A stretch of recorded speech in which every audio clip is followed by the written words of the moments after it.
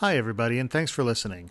Before this call-in episode, we want to give our listeners a warning that this episode will contain heavy spoilers for the entire Cosmere. So if you're afraid of spoilers or you haven't finished reading or anything like that, then you might want to hold off on listening to tonight's episode.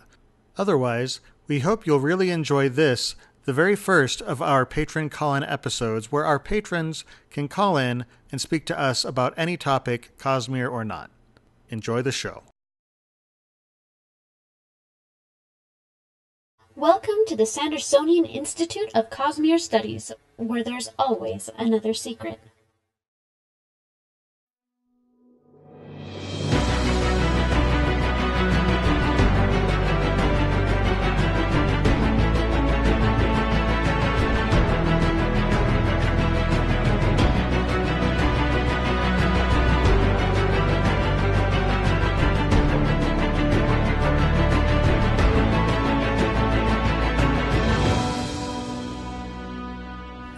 And welcome back, everybody, to episode 27 of the Sandersonian Institute of Cosmere Studies. Today is March 18th, 2019, and that means we are celebrating our first year of the Sandersonian Institute of Cosmere Studies podcast. And we're just excited to see y'all. Thanks for being here. Mm-hmm. That's right. As always, I am Bill, and I am joined by my absolutely incredible co-hosts, Amy and Jordan. Thanks for being here, guys. Thank you. I didn't have anything clever because just I wanted to go for sincere, pulling at the heartstrings a little bit. So, now for those of you who listen to the podcast recordings or watch the videos on YouTube, we want to remind you that it's possible for our listeners to interact with us via the chat as we record each episode live at www.twitch.tv/InkeepersTable. We record each episode of the Sandersonian Institute of Cosmere Studies every other Monday night, starting at 7:30 p.m. Pacific Time, 10:30 p.m. Eastern. So please join us, take an active part of the discussion. Now joining us and taking an active part of the discussion, that means something a little different tonight, right? Mm-hmm. In theory. So what's going on tonight? What are we doing? We're randomly changing the overlay for no good reason, and we have the spinning logo back. I don't know what else could possibly be of note. I don't know. Amy, what do you think? I don't know. I don't know if we have anything in particular that's going on. Well, maybe one of our, patrons knows what's going on. Maybe we could let one of them call in and talk to us tonight and tell us what we're doing tonight. Guys, it's a call-in episode. So for the very first time, I think we foreshadowed that last time. For the very first time, we are actually having our patrons call in tonight and just chat with us. They can talk about the Cosmere. They can talk about Brandon's non-Cosmere works. They can talk about anything at all, so long as you keep it family-friendly. This is still a family-friendly podcast, right? Yes. Of course, right. I mean, yes. But, we want to get to know you a little better. We want you to join us, and we are so excited. Now, before we dive into that, we've got another announcement. Guys, it's time for us to announce another giveaway. Not announce an announcement. Of course, thanks to our patrons and the fact that we crossed that stretch goal, we are now able to give monthly giveaways. And something kind of neat happened, actually. We got in touch with the people at Dragonsteel Entertainment. For those of you who aren't aware, that is Brandon's company. And we spoke to Kara, a wonderful woman who runs the Brandon Sanderson merchandise store online. And she sent us, well, I'll leave that as a mystery. She sent us a goodie bag filled with wonderful things. Lots of wonderful things. The bag of happiness that, the first time I saw this, I got giddy. Because, well, especially because this came on the heels of the cease and desist. The thing... That's a story that we'll probably want to tell tonight, because that is just an amazing story. But essentially what ended up happening is we now have a bag of goodies from the Brandon Sanderson store that they told us to use in giveaways however we choose. And however we choose is to give them away to you people. That made sense, right? Yeah. Yeah. No, Yeah. I follow Okay, the I'm all logic. over it. Okay. And so for tonight, to celebrate the 1-year anniversary, well, Brandon had a special event this past weekend. He had a book signing, of all places, at Costco. The same Costco where I often will buy my gas. And so, of course, it was close enough that Jordan and I decided we wanted to head over and get something signed. Not for us, dear listeners, but for you. We do it for you. And since his most recent... The reason he was having the signing was it was for his newest book, Skyward. Which apparently And is really so- good at blocking sound. Oh, Skyward. Sorry, It's a Brandon book. It's thick. Physical objects do that, you know. They in space, no one block. can hear you stream. probably that. not. Thank you. I came up with that myself. But we got a special inscription. Higher. It says, Higher. There we go. Thanks for listening, and remember, there's always another secret. Our longtime listeners are probably familiar with that saying. You've probably heard me say that, at least 26 times. Mm-hmm. And so we will post, as usual, we will post on Instagram giving further instructions on how, Instagram, Twitter, and Facebook giving further instructions on how to enter to win that book. And So do you thank know you what's cool so about much. that, Bill? What is that? That's not even the coolest thing that's in the bag. Oh, there's so much more. There's so much more. We're just getting started, guys. And so now that Godless Rebel, you're tugging at my heartstrings here. Because shipping is expensive, I think we're going to have to say this is a U.S. only giveaway. What do y'all think, guys? If they're willing to pay the difference like Godless Rebel says he is.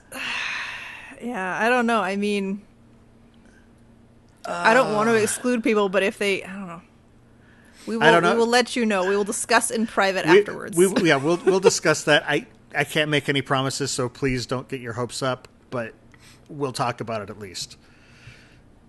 But yeah, so that is going to be our next giveaway, and there's so much more beyond that. So let's do this. All right. Yep. So I think Doc FG was the one most rearing and ready to go. So Doc, get ready. Baggins is going to pull you in here. All right, and for our listeners who don't know, basically what's happened is our patrons have access to our Discord channel, and there is a specific channel in there where they're able to go in and request to join the call. I'll go in, pull them in, and we're just going to chat. Sit back, shoot the breeze, and see how Not these literally. things go. So let's see, bringing in.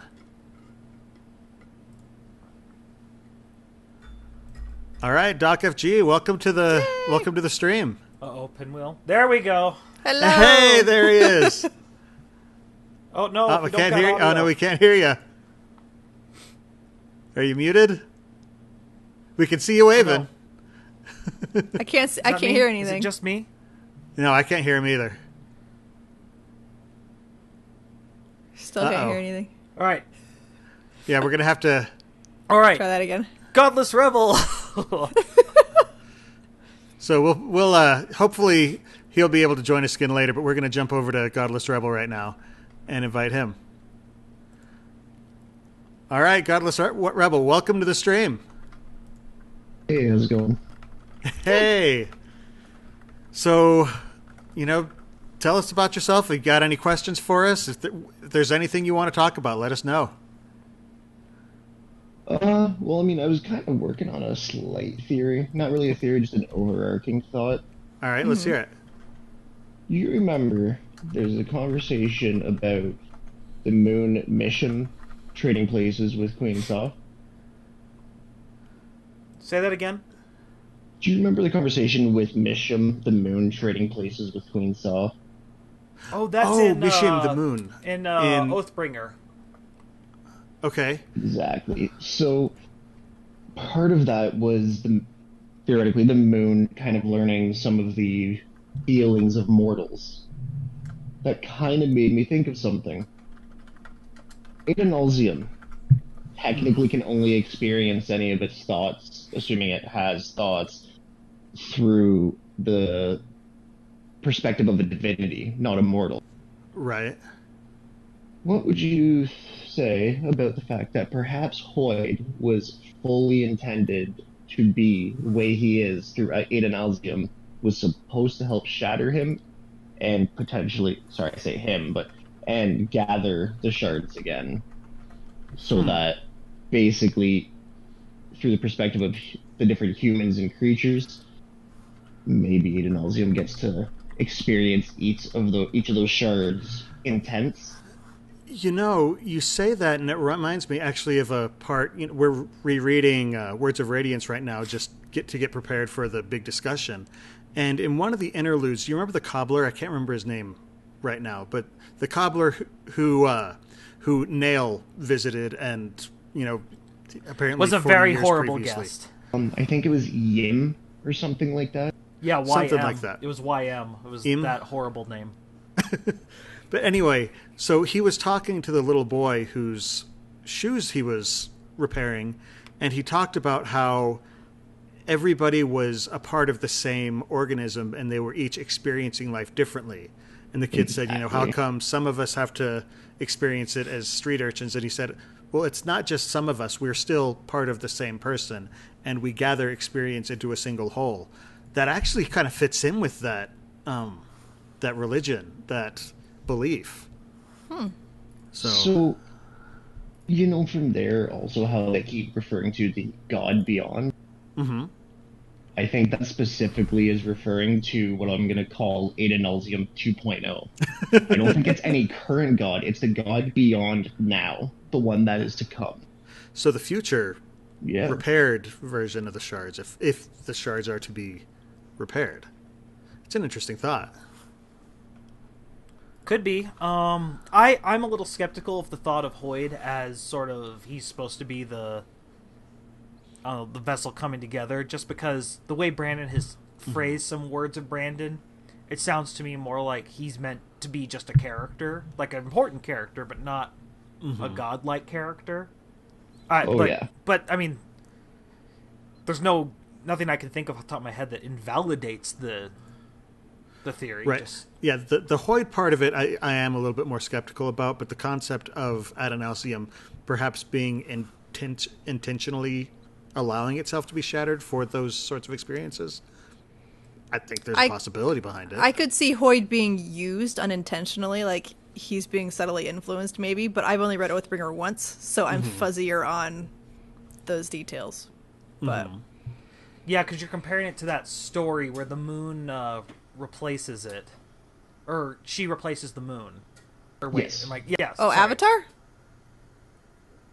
No, Wait, the are we thinking? No, not Avatar. Oh, sorry, that's the only moon one that came to mind, and I was like, that's not what they're talking it about, was right? the story that Hoyd tells. Was it Shallan?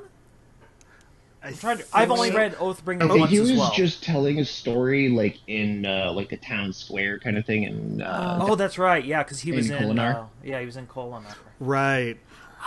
that was also the same story Sigil was trying to explain to Kaladin, but had a really rough time with.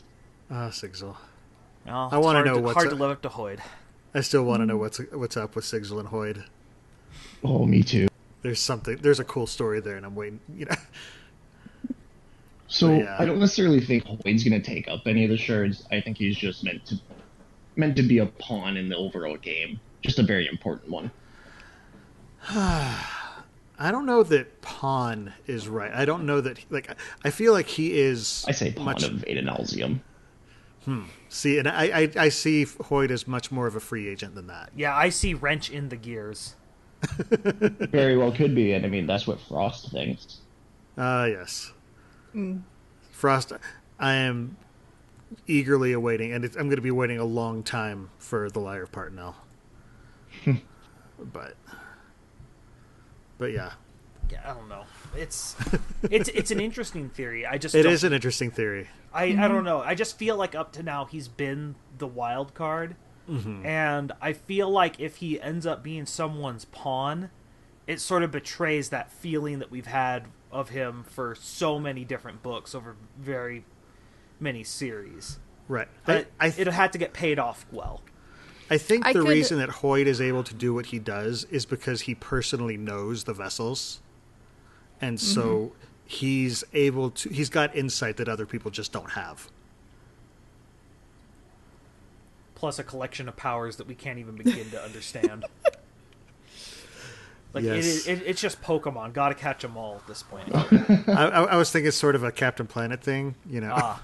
Let the powers combine. All right. As long as this doesn't end with Hoyd with a mullet, I think we're fine. He can change his appearance, so, you know, of course he has a mullet. I am sure at one point he has had a mullet. As long as it isn't his permanent haircut, we're okay. Mullets. Is there such thing as a permanent haircut? Well, the one you stick with, If the style you you're always do. There's a type of haircut that's actually called a permanent. So... Anyway, so anything else you wanted to talk about, whether it's the Cosmere or not? Sure. This one's really tiny. But again, an Oathbringer. You remember when Captain Orr was telling Kaladin about the first time Azure showed up? Captain who? He was on the wall guard. Oh, right. Oh, Azure, yeah. Yeah, he was telling Kaladin about when Azure first showed up. I'm thinking, because they said along the lines of feeling like they were Spren at their backs, holding them up and helping them fight. I'm wondering if Vivenna just happened to walk by, patting them on the back and awakening their clothes to kind of help defend them a little bit. That's an interesting idea, because it'd be very easy to give a command to, you know, strengthen them. Or to hold still or be stiff or, you know, or something. Well, I mean, Vasher awakens his legs, his act as my legs to support him. Yeah, and that's how he jumps down like huge distances and doesn't get immediate shin splints. Yeah, that reminds me of. Did you guys ever play Portal, the game? Oh yes, the long fall boots. Yeah, like, and the fact that, like, in the original version of the game, they didn't have any special boots or whatever. People are like, well, how are her legs not shattering? And it's like, oh, well, we'll just put these boots in. People are like, oh, okay, that's fine then. As soon as she's got special boots, it's fine. People don't need much of a justification to go with things. They just want there to be a justification. Something, you know, just something. Better than a bare bulb. But sorry, got something in my throat. Anyway. Chat's yelling at us, the cake is a lie. Wonderful. Cake is a lie. The cake is a lie. Well, thanks so much. For those who don't know, Godless Rebel's been a great addition to our Discord channel, just helping keep stories going and just, you know, adding a lot to the discussion. So we really appreciate you joining us over there and joining us tonight. Hey, thanks for having me. No worries. All right, so let's should we try Doc FG says he's on his laptop, so that should go better now. He says he's tested his mic. All right, let's try that. Let's bring in the Doc. Hey, Doc FG, welcome to the chat. Oh, I'm seeing a spinning. Oh, there we go. There he is. Hey, the sound. Can you hear me this time? We can hear you. Thanks for joining us. Oh, you got the badge. Nice. That's awesome. Badge. I was actually very debating on whether to like attach it to clothes or maybe put it in like a Tervis tumbler or something like that. So have like a mug to drink out of. That'd be awesome. Yeah, it's actually very well done. Good job, Amy. Thank you. Yeah, my machine does really good work. Yeah. And I cut lots of little threads. Like I said last time, I had nothing to do with that. Jordan designed the logo, Amy made the patch, and I said, cool. Yep. So, well, how are you doing? I'm never designing something not symmetrical ever again. Trying to get that thing to spin correctly was horrible. Oh, that's great. I'm doing great. I just got off work and everything like that, so I was glad I was able to get out in time to listen to you guys and meet up tonight. Cool. That's good. All right. Well, so what do you got for us? Okay, so I want to talk about probably everybody's least favorite character in the Stormlight. I don't know whether it's Moash or Mosh. Moash. I say speak that Moash, name here. but I say Moash. We've said it at least once on the stream by one of our guest hosts, and we had to edit them out. Yeah. I honestly haven't had a chance to listen to all of them. I only discovered you guys like a month ago. Really? That recent? Wow. Oh, wow. Yeah, I was getting back into the Cosmere, and I wasn't really into podcasts or anything before. So then I just searched Cosmere, and I like the name, so... We've gotten some compliments on the name. Yeah, it's sick. I mean, what? Six. Yeah, sorry. I forgot the study part. But no, so my question is like, what's the knife that he used to kill? Like, I know he killed one of the heralds, and I can't remember off the top of my head. Jezrien. Okay. So, like, that knife, what do you think it is? What do you think it would do if it went up against like a shard blade or I think sorry, I need to pause for just a minute. It's a little bit late for this, but for those of you who are listening, there are going to be spoilers like crazy tonight. My apologies. No, it wasn't just you. I should have given the warning earlier on, and I'll probably put a little notification at the beginning. But just so people are aware, there's going to be spoilers. Anyway, so I honestly am not sure. It almost seems like its own shard blade, but I actually think it's a combination of hemalurgy and I don't know what you would call it, the way they trapped the thrill in that one. Oh, like one of those gems? Yeah, I don't know what we called that, but where they captured the unmade that made the thrill happen. I think it's a combination of the two somehow. Okay. I could see that, yeah. Yeah, but wouldn't it only have killed Jezrien if you... Well, I mean, I guess any hemolytic spike could kill somebody if you... Well, so the thing that's interesting, because Jezrien, when he dies, is supposed to go to Braze, the same, and where, what was it, Telenolot? Was that who yes. it was? Yeah, Telenolot. Yeah, where Telenolot. And so they immediately already know there's something wrong with it, because even in his drunken stupor, as he's getting stabbed, he suddenly realizes this is different, this isn't right. Mm-hmm. And Salash can feel it as well. And there's something wrong with it. Whatever the magical cycle that causes them to go to Braze is somehow interrupted by this. Right. Well, the heralds themselves are cognitive shadows, so they're not. Wait, they are? Humans. I thought that they have bodies, so they're like in the physical plane. Well, but so do, for example, the Returned, who are also cognitive shadows. Okay, yeah, that's true. So, basically there's something interesting, and the Fused themselves are also considered to be cognitive shadows. So, really? Yes. So they're cognitive shadows given a body. Exactly. Right. Okay. And so the entity together is something else, but their main core essence is a cognitive shadow that somehow persists beyond death, similar to Kelsier in Mistborn Secret History. Right. We don't know the mechanics of how, but it doesn't seem like they're enjoying their time. Kelsier seems to. They all seem pretty pissed about being there.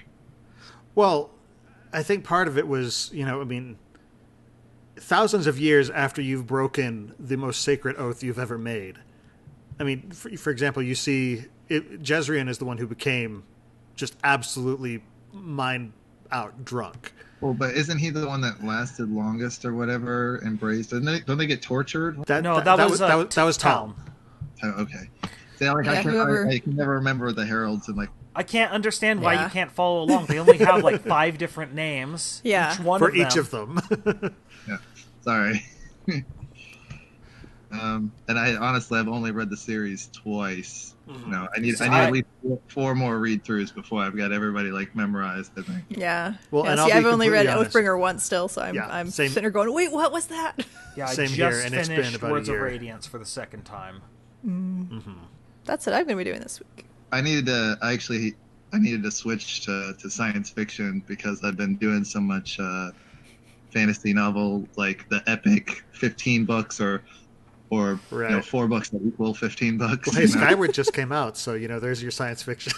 Yeah, no, I'm waiting for. Is the audiobook out yet? Because I was kind of waiting. Yes. for Yeah, that. it's out. Yeah, it came out the same day. So, and Oh, it's did it? and the narrator is excellent. So Say that again. I said the narrator for the audiobook is excellent. So Yeah, he usually has pretty good voice actors. mm-hmm. I'm rereading the Chris Longknife series right now, though. I decided I was going to go totally not magic at all. I'm not familiar with that one. About a girl whose like great grandparents like basically wrote were everything in the history books for the last 100 years. Interesting. Her dad's like the prime minister of a planet, and she decides to go into the Navy. Okay. Which doesn't please anybody. So she's got whole kinds of family drama and stuff like that. But it's basically like a space navy. Man, that sounds disappointing, because in the Navy, you can sell the 7 Seas. Yeah. You can put your mind at ease. Yeah. And there we go. Okay, you two did not throw that down. We had to get the guest caller in to throw down that alley-oop, and I'm disappointed. I waited a beat too. Like I was like, all right, is anybody going to jump on that one now?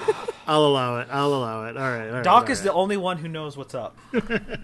Sorry, I've been dealing with very grumpy 4-year-olds, so I'm just. Oh. I got lucky. Mine fell asleep to The Little Mermaid tonight. So very nice. Well, yeah, mine has lost all of his toys temporarily and has lost them several times in a row, and just so yeah, we've been dealing with. Yeah, they're all in a closet, and he has to earn them back. Oh! I thought you meant like he misplaced all of his toys. No, they were taken for bad behavior. We had to put a lock on his door too. Oh dear. So we could still have babysitters. So yeah, so it's 4-year-olds are rough, man. They go straight for the throat. Can I go to school today? Can I go to school today? And I'm just like, in like 3 years, he's going to be like, can I stay home from school today? Can I stay home from school today? It's like, I don't think you know how to play this game. Yeah. So. Yeah. And at the same time, you got to be like, well, wait a minute. What's so awful about home that you want to leave? I feel like I feed you decently. I feel like I'm a good person. He started to ask to go to restaurants too, because a lot of the restaurants, they like to take him, have like a little arcade area or something. Thing like that, sneaky, like he wants to go play in an arcade. Well, it happens to me too. I can neither confirm nor deny whether I did that when I was growing up. Don't get me wrong, it's fine with me that he's smart enough to be sneaky, but it's scary. It's like, what happens when his mind is more developed and he's able to actually come apply up with greater a good thinking lie. capacity? I just want to give Slam and Ammon props in chat for suggesting just put Oathbringer in front of the kid's door so that they can never get out. Unfortunately, his door opens in, so it wouldn't work. Oh. Yeah. That's a fire hazard. Doors should always open out of the room. Yeah, That's my house okay. has It's lots of appropriate. hinky The parts. kid's a fire so. hazard too. So I brought up my least favorite character just because I have a feeling that he's going to be like kind of crucial to the next, like, I don't know, the rest of the series, because whatever he does with that knife, like, they're going to have to figure out how to get the Herald's juice out of it somehow or whatever, you know what I mean? Like, it's not, that knife is going to have to be very important in the next story, I hope. The reason I think it's a hemalurgic thing is partially because I do think because this series is sort of the culmination of the Cosmere so far. We already have the Awakened Blade in Nightblood, and so I think it'd just be somewhat thematic to have the Fused messing around with another magic system to get an effect that they haven't had before as well. So we can have Moash versus... Well, we have 2 Awakened Blades, don't we? Well, we don't really know what Azure's is. Like, what was that, Bill? You broke up. We don't really know what Lady Azure's blade is. Oh, okay. So, wait, don't we know that Azure is But we don't. Yes, but we don't know enough about her blade. Brandon has been very, very cagey about her sword. We know that there's something about it. decide who it wants to let use it, right? I don't think we saw anything like that, did we? I don't think we did. I remember it checks out the user or something like that. Huh. I don't remember that. I don't think we got anything from her perspective, did we? No, Well, she says something like that. Like, if you can wield it, go ahead. Like, she's saying it like it's like not Thor's hammer. The other thing that makes me think it's not awakened completely is just the fact that she's able to take it with her into the cognitive realm. Well, that's how Nightblood gets to. Yeah, Roshar, that's how Nightblood got to Roshar. So that's not. Yeah, but Brandon says Nightblood will look interesting in the cognitive realm. Well, yeah, he's the evil puppy that you were talking about. That's right. And so my point, just more. I think if it's awakened, it would have a more animated appearance somehow. You're saying it would change form somehow. Oh, right, because she takes because it has the ability to see itself a certain way. Okay. Or anything in this. Yeah. Here's has its own like self-identity, right? Yeah. Okay, here's my absolutely crazy, way out there aluminum foil hat theory. The knife is the same knife that Kelsier had when he broke the orb. You want it to be... It got all the connection juice all over it. And disappeared from... Naja's knife? Yes, Naja's knife. That was Naja's, that's right. It's a silver. It's got Thrinity and silver on it. It's got connection juice. Aluminum? No, it was a silver. No, it was knife. silver. Or had Yeah. Well, okay. He says it's silver. Kelsier says that aluminum has a silvery appearance. I'm assuming it's silver just because Naja's from Thrinity. I thought he said it was. Yeah, like it comes from Threnody, so I would assume it's silver as well. Yeah. Anyway, I feel like that knife. I think you have a good point about that whole idea, the trapping of the unmade. It would have to be some kind of gem heart where they could do that same kind of thing to trap the power of a herald. So, and doesn't it have a gem on its pommel? Yeah, it did. It definitely had a gem on its pommel, and it the way he said it, like it stuck in my memory, like it was especially large for a knife. I don't know if he actually described it that way, but that's how I pictured it. So was the knife Kelsier had. Just saying. Vyre's knife is a bright golden or yellowish white blade with a sapphire set in the pommel. Okay. So it's not silver.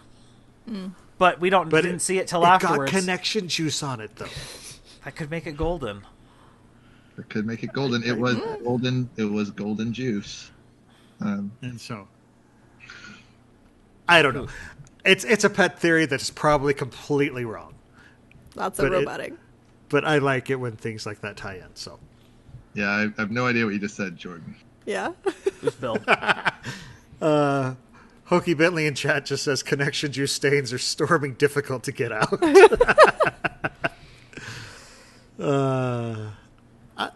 I love our listeners. Y'all are fun. We've decided to keep all of you. Yes, yes, please. All right, well... only like a cool idea that I hadn't shared in Discord already, so... Well, we appreciate you joining us tonight. Thanks for being here, and do you have thanks anything for being a patron. You want to like promote while you're here? Yeah, you want to... no, I'm not really a gamer or anything like that, so just ship UPS. That's all I... All right. Well, cool. Well, thanks so much for joining us tonight. Yeah. And we'll catch up with you in Discord. Yep. I'll talk to you later. All right. Yep. See ya. All right. All right, Jordan. We have anybody else waiting for us? Hokey Bentley's going to join us. He's Nymphadora in. Okay. Okay. That is. But he goes by Hokey apparently. All right. Well, thanks for joining us. How you doing tonight? And is there anything in particular you want to talk to us about? Oh, thanks for having me. I'm just... Wow, is that what I really sound like? Yep.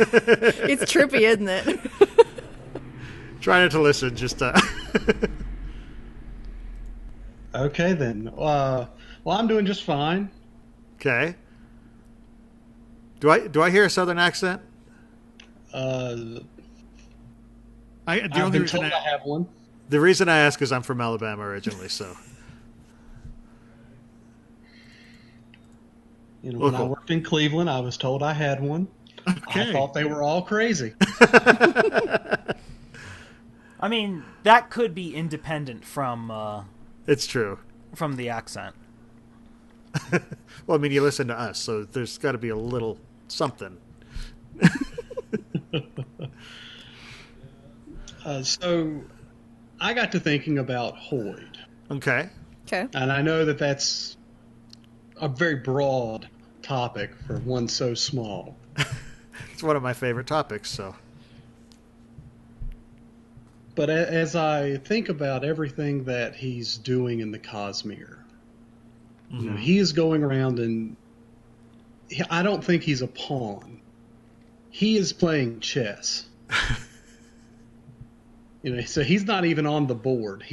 Because I think he's acquiring the different magic systems so that he can manipulate the people within the actual systems to do whatever his end goal is.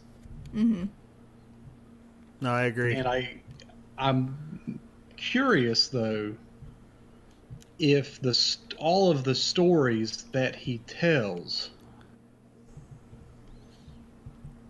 are foreshadowing future events, even though they are all past events. Mm-hmm. Because, you know,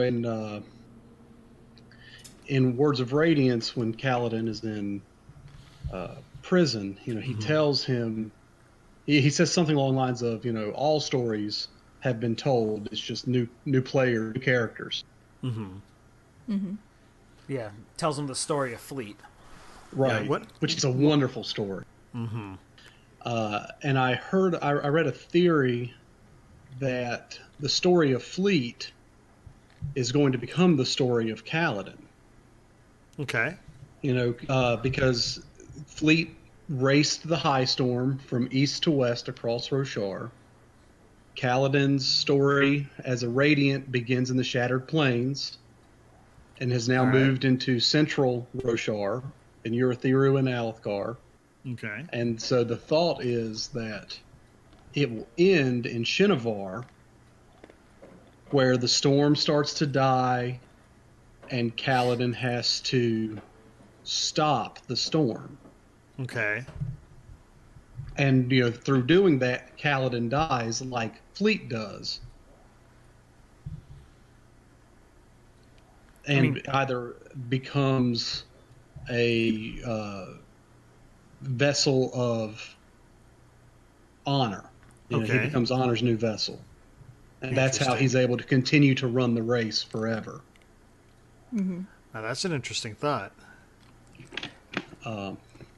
I do think every single one of Hoyd's stories have to be very, very carefully paid attention to. I think all of them have very big foreshadowing or post-shadowing meaning to them. Absolutely. He doesn't tell stories without a meaning. Yeah. I like the idea of his story ending in Shinovar. I mean, there's a couple of ways he could continue the race, but I like the idea of it ending in Shinovar. Because, that's one of the places we haven't gone yet in Oathbringer, or in Stormlight Archive. We just had, like, one little scene. When Rysn traded there, yeah. Well, I mean, and all the Honor Blades are there, so it's kind of important. Mm-hmm. Mm-hmm. And then, and I do think we're due for one of the main cast to die. Yeah. Things have gone too well for them so far. Well, to the point where our next book, the main character of our next book is already dead. the viewpoint character, yeah. The viewpoint Eshonai. Character for the flashback character is Eshonai, and we already saw what happened to her, so. Well, is she dead, or is she just not really herself anymore? I can't remember. Died. She's straight up dead. Like, we saw a body. Yeah, Okay. Timber is not Eshonai's soul. Mm-hmm. I think we have a word of Brandon on that. Mm-hmm. Okay. But so I think what's going to down. happen is that Eshonai is our flashback character, and then our main viewpoint character for the modern time is going to be Vinley. And so we're seeing, because if you notice, Eshonai and Vinley are kind of portrayed as two sides of a similar coin. they're strong foils for each other literarily, and so I think that's what we're going to see is Eshonai, who was sort of the wild and wandering, explorer in her youth, and became more level-headed and stuff like that. While we also learn that Vinley was sort of a lot more stoic and sort of following all the rules when she was younger, and she's kind of pulling in more in the direction of her sister. So, and I think we're going to kind of find a meet in the middle with the story for them. That's my expectation moving forward. And so my other thought is in relation to Godless Rebel, he was talking about the story where the moon and the queen change places. Mm-hmm. We have seen Singer and human hybrids in the Herdazians and the Horn Eaters. Right. Yep. What other humanoid do we know of that is blue? Oh, the Amiens. Right. The parent of that, what if it were an honor spren? And I say that because, we're talking about traveling to the moon and back. What if that's being more talking about world hoppers using the cognitive realm? Mm-hmm. And so, we've got characters that can change the tattoos on their skin at will. We've got the hordes of Kremlings. So, I was thinking just, that story of the moon, and that's how we get blue-skinned people. Well, the only other people that we've seen with blue skin aren't really people.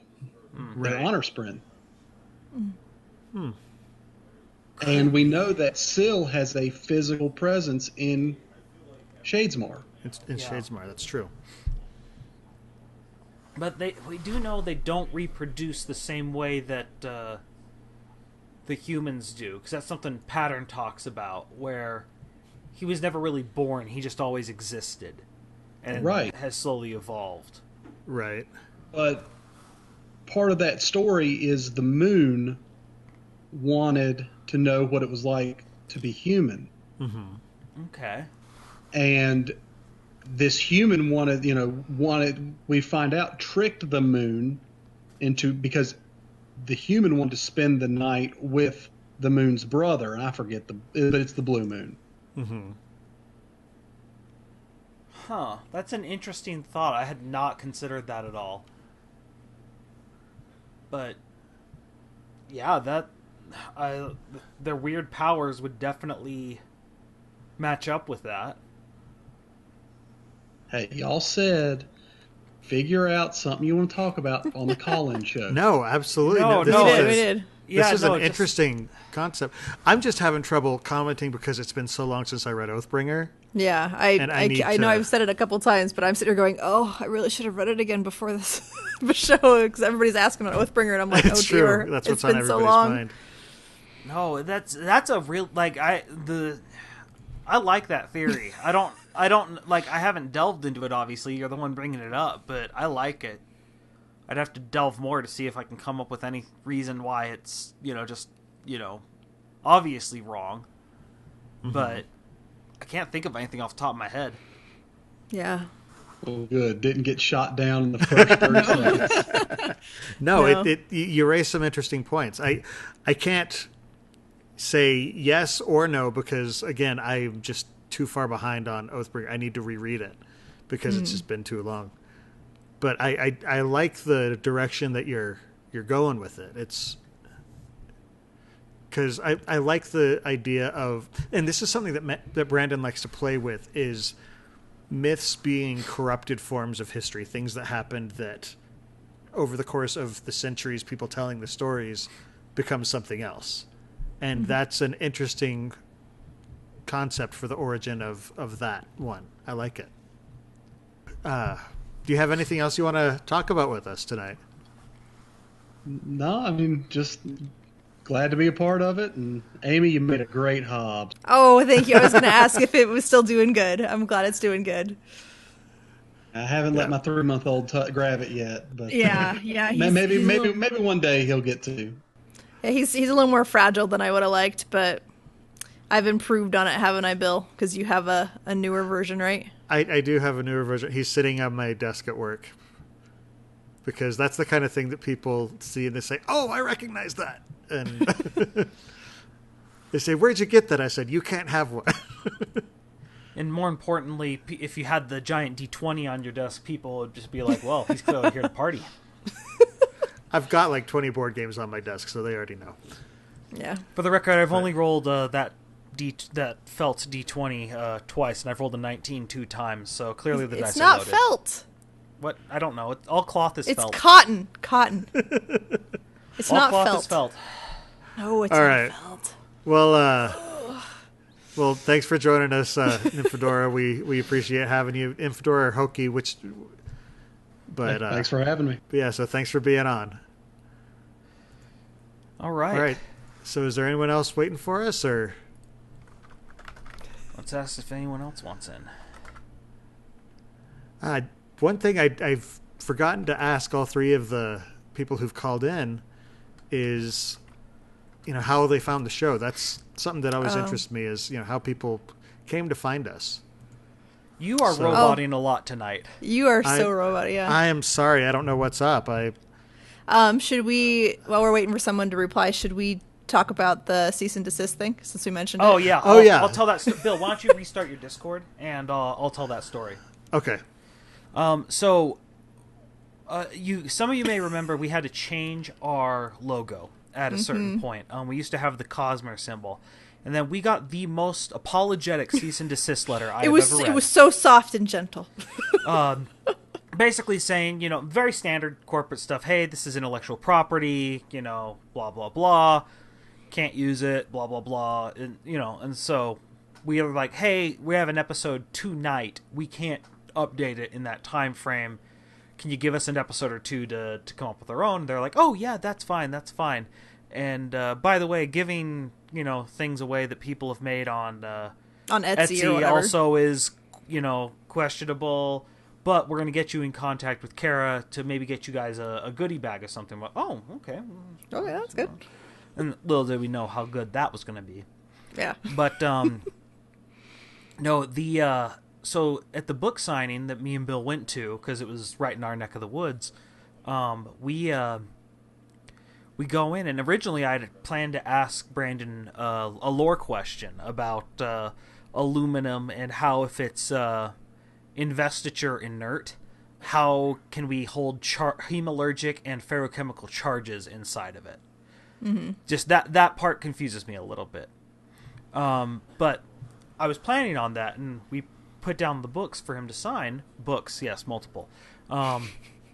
And he and we're like, this is actually for our listeners. What? And we're like, we're from the Sandersonian Institute of Cosmere Studies. Like, oh, you were the ones that got the rule changed. All thoughts of an actual conversation about some lore thing just fled my mind. This is news for me too. I didn't hear about this conversation. Oh yeah, so we're just like, wait, I'm sorry, what? What? And Brandon then explains he had after that, Brandon had a discussion with his lawyers about it, where he's like, it's an academic thing. He's like, I watched Dragon Ball Z Abridged. I'd feel like a hypocrite if I was going after people and not watching DBZ Abridged. Which, first of all, I'm just like, okay, awesome. He's my kind of nerd. He's watching DBZ Abridged. So there's that breaking news for our listeners. That's the SICS exclusive. So yeah, we now can confirm. Ooh. So that was the first thing. But then the second thing was, because I'm like, well, I mean, we do have patrons, so we're getting a nominal amount of money, and Brandon didn't seem to care too much about that. But I personally have a theory that his lawyers care a little more about it than Brandon does. He also did mention, if we ended up selling shirts or those patches or anything like that, that's when we could start hitting a licensing issue. Yeah, and hence why. Well, and the other thing was, I had just finished our new spinning 3D logo the day before. And anyone who has ever worked with 3D stuff knows that it's a pain. And unfortunately, it was much more a pain than the previous logo because it's not symmetrical. The fact that the SICS part of the logo is it's off center, and I had to move things, and it was horrible. It was the worst, and it took me forever. And so Brandon's like, "Oh, this doesn't matter," and I'm just like, "We couldn't have heard this yesterday." I didn't say that part to Brandon because I don't want to be known as the whiny fan.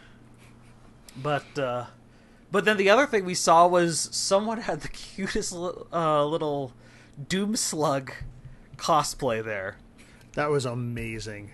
If you check out our Instagram, I actually posted that up there, and it was just this really cool, very simply put together costume, but it was absolutely adorable.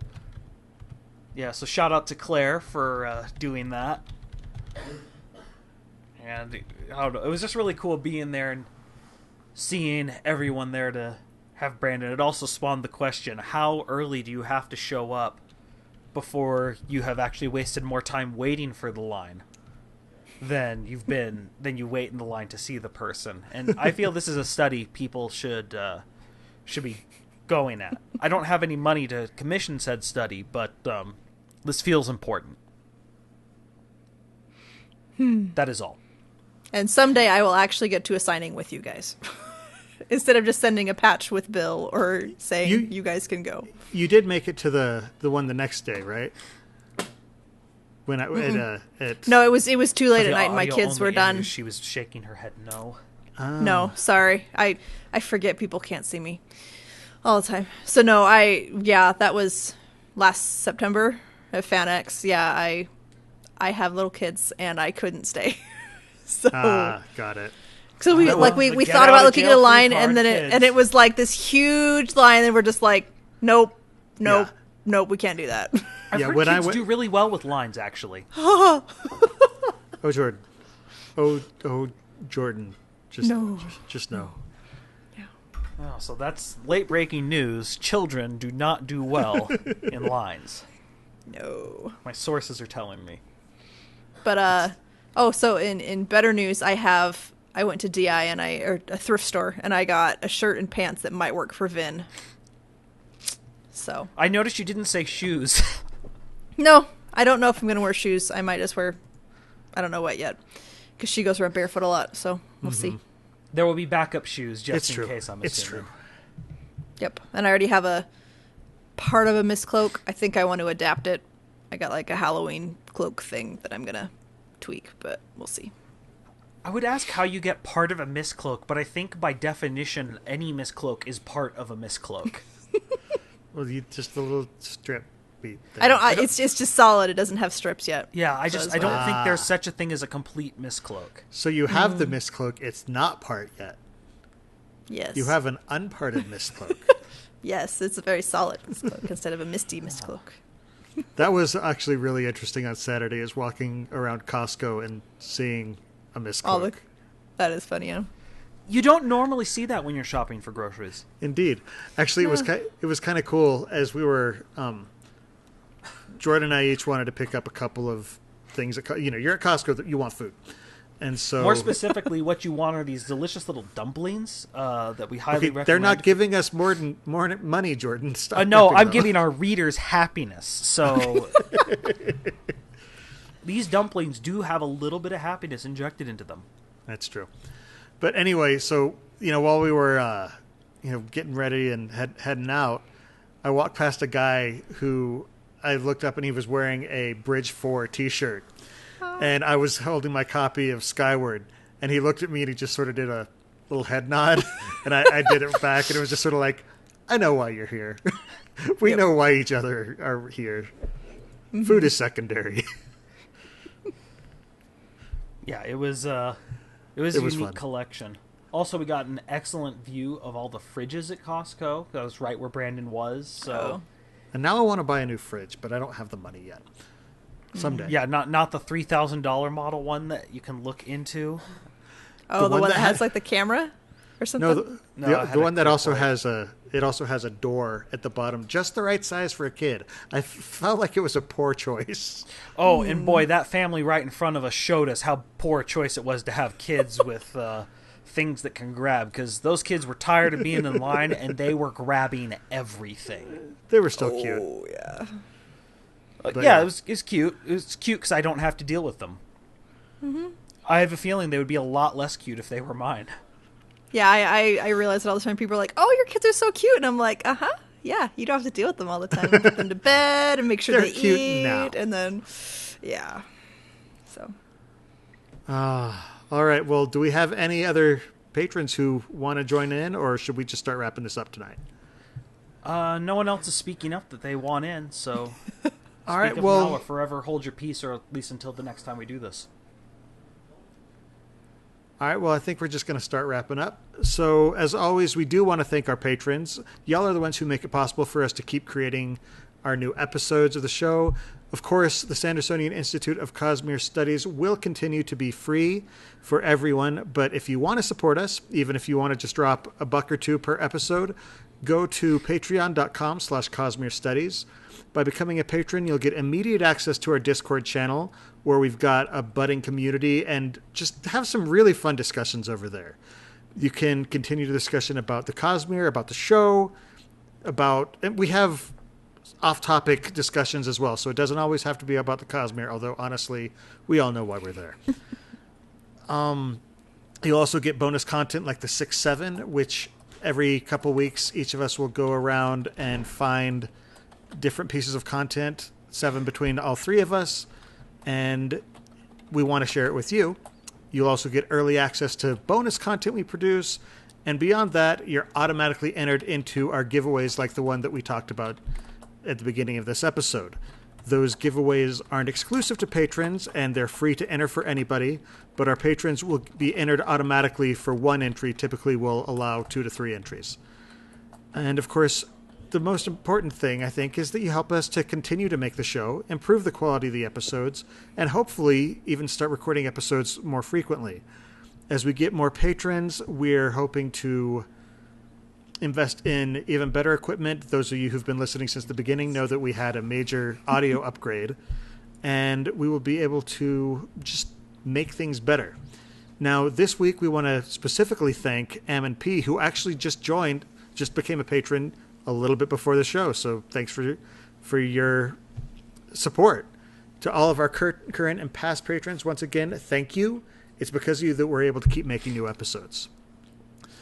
Now, in a few months, we're going to have our first aluminum foil hat theory episode, which is essentially a mailbag where we go through, we find questions that our listeners have submitted through email, and we're going to just take a full episode and discuss these wild theories you have. A couple have been presented tonight, but we'll have a little bit more time to prepare around each of those as we move into the aluminum foil hat episodes.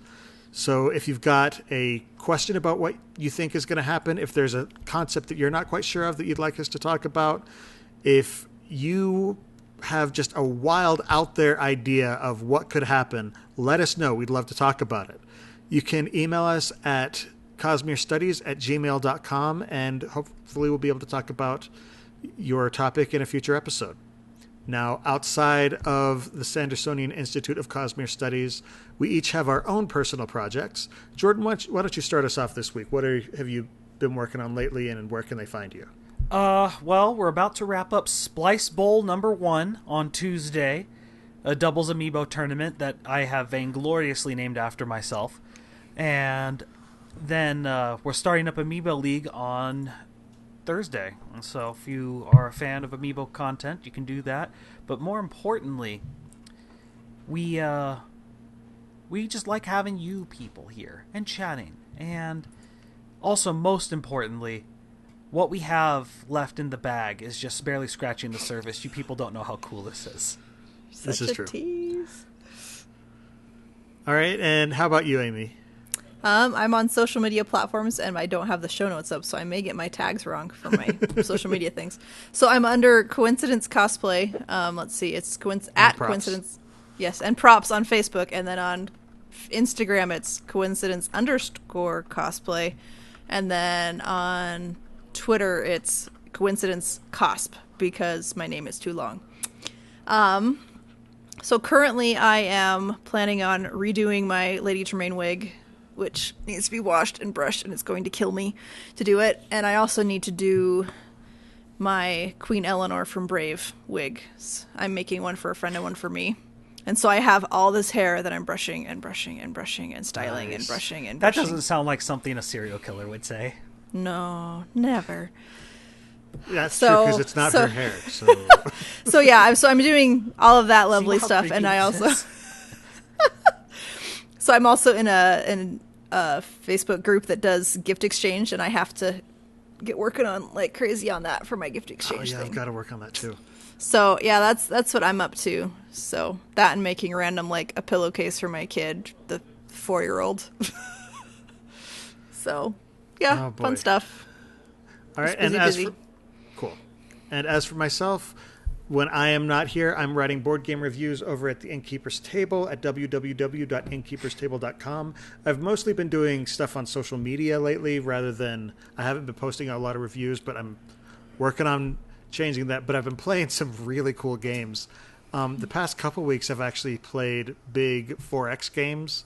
For those of you who don't know, 4X stands for Expand, Explore, Exploit, Exterminate. And they're the big ones where you have lots of dudes on a map and you're going trying to find new things and gather resources and kill your enemies. It's all sorts of fun. What was that big one you played Friday?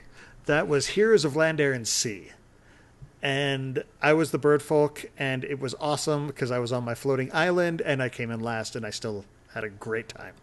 So, anyway, now for those of you who can't become patrons just yet, of course, consider just heading over to iTunes or our Facebook page, giving us a 5-star review over there. It really helps us out. Before we close the episode, Amy and Jordan, we've got a new year ahead of us. Mm-hmm. What are some of your final thoughts about what's coming? I'm personally excited about Words of Radiance. This is, I think, my favorite of the 3 Stormlight books that we have so far, just because we see so much growth in certain characters. And there's just an awesome scene at the very end of the book. There's several awesome scenes at the very end. I'm looking forward to Roshar in general. Going back to Roshar, and I'm like, I am so rusty with remembering all the little details, as people could probably tell. I'm like, wait, what scene? What story? I don't remember. But as much as I love Oathbringer, I really do. I think the Sanderson Avalanche was best done so far in Words of Radiance, because so many plot lines tie together so well. Very clean. It didn't feel contrived. It really worked well. Yeah. Speaking of, because look, Roshar's a complicated place. Do we want to talk about that podcast we discovered, Bill? Yes. Refresh? Actually, so there's a podcast that I came across. It's one that I discovered. We're not affiliated with them in any way, but not yet. But I've just been really impressed with what I've seen. So if you're looking for an in-depth look, but in very, very easily digestible snips, there's a podcast called The World Hopper's Guide to the Cosmere. The guy does episodes between 5 and 15 minutes, I've seen, where he takes a specific topic, he goes into detail on it. It's just him, and so it's just a straight-up explanation without distractions. It's an excellent look at specific topics that you might be interested in. It's one that I can highly recommend. Yeah, like one that was really helpful for me, he had an episode that was just the banquet where Gavilar was assassinated, where he's compiled all the events from all the different viewpoints and sort of combined it all into one story to figure out who is doing what and where at this really important, obviously the exciting moment for the story overall. Yeah, the big catalyst. Like that's just and it's just, I think it's just like a 15-minute episode. It's really nice, quick, digestible, and I don't know about you guys, but Brandon's books, they seem to be slightly larger than your average book, and I have a hard time remembering everything that happened. Mm-hmm. So it's really... Anyway, I can highly recommend it, so check it out. Oh, I also did this on that website, Printful. So my phone now has our logo. Oh, you got nice. it. Very Yes. nice. That is cool. I've considered doing something like that. I love that you did it. So, well, cool. All right. Well, in addition to the live episodes of the show that stream on twitch.tv/Innkeeper's Table every 2 weeks on Monday nights at 7:30 p.m. Pacific Time, 10:30 p.m. Eastern, listeners can find our videos on YouTube or audio versions of the podcast on iTunes, Spotify, and anywhere else that you find your favorite podcast and gather them. There's all sorts of apps out there. Use whichever one you want. Just search for Cosmere Studies. You can also follow us and contact us through Twitter, Instagram, and Facebook under the profile @Cosmere Studies. Now, for our next episode, we are finally heading back to Roshar as we start a series of several episodes on Words of Radiance, the second book in the Stormlight Archive. So join us for the live stream on April 1st, 2019, and that's no joke. In the meantime, though, on behalf of Amy, Jordan, and myself, thanks for listening, and remember, there's always another secret.